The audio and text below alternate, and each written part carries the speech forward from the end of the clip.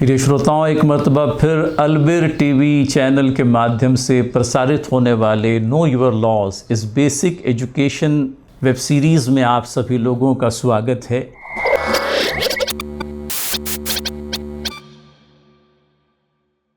आज हम आपको कायदे के एक ऐसे विषय में जानकारी देने का प्रयत्न करेंगे जिसको लेकर के फ्रॉडस्टर्स ने एक नया खेल खेलना शुरू कर दिया है। आप जानते हैं कि कोर्ट से किसी आदमी को बुलावा आ ही जाता है तो इस बुलावे को हमारी कानून की परिभाषा में समन्स कहते हैं।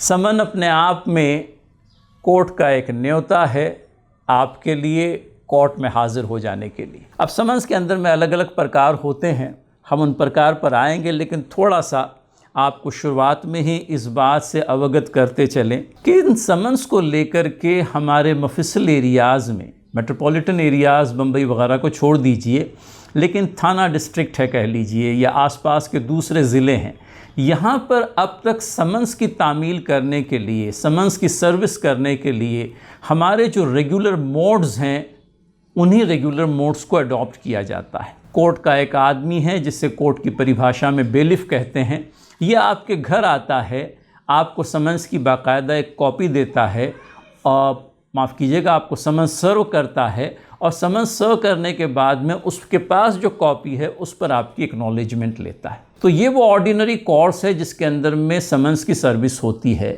समन्स की सर्विस करने के और भी दूसरे तरीके हैं।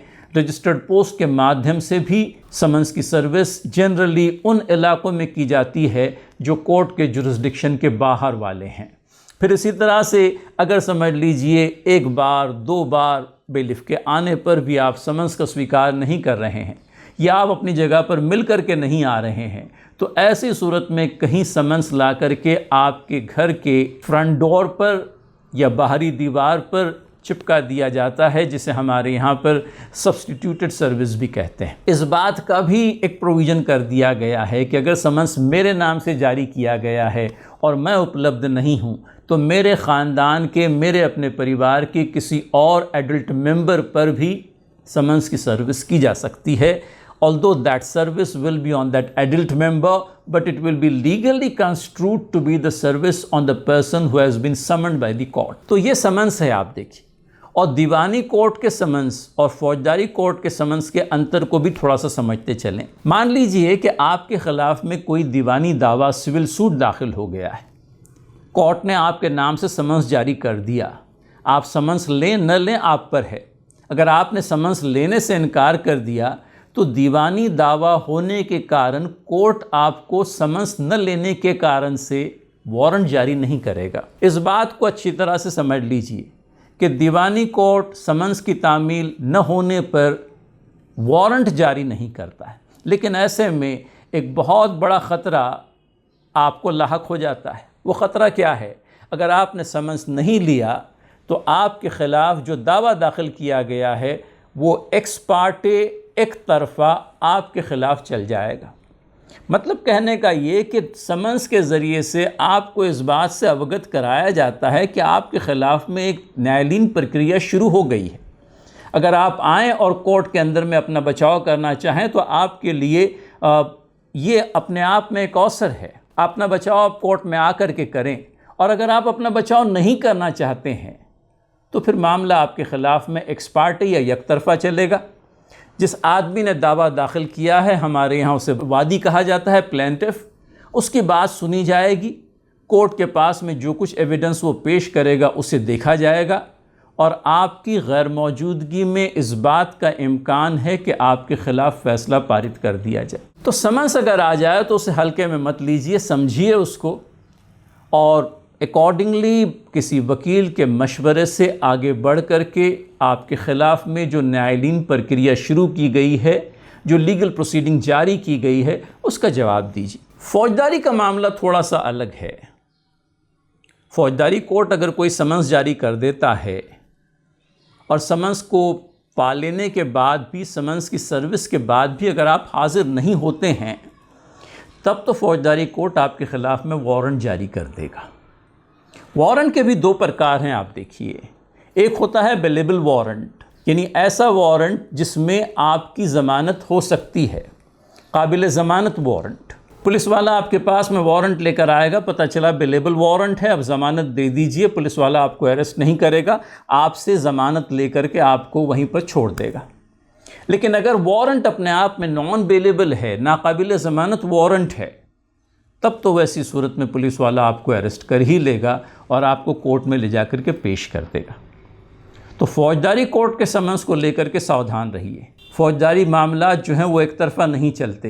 नैसर्गिक न्याय का एक बहुत ही बुनियादी प्रिंसिपल है, nobody should be condemned unheard. किसी आरोपी पर उस वक्त तक न्याय निर्णय उसके ख़िलाफ़ में जारी नहीं किया जा सकता जब तक कि उसे सुन न लिया जाए, और उसको सुनने के लिए ज़रूरी है कि वो कोर्ट के सामने आए।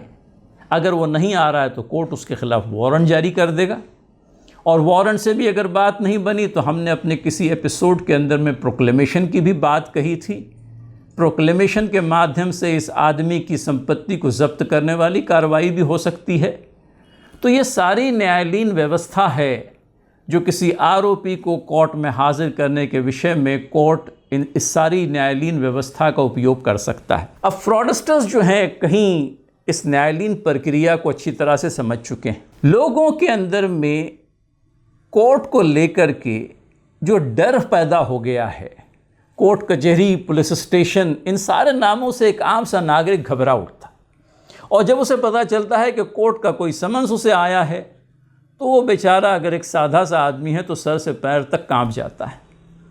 ऐसे में कहीं हम अपने श्रोताओं को ये बताना चाहेंगे कि समन्स अपने आप में कोर्ट का एक न्योता है, इससे ज़्यादा कुछ भी नहीं।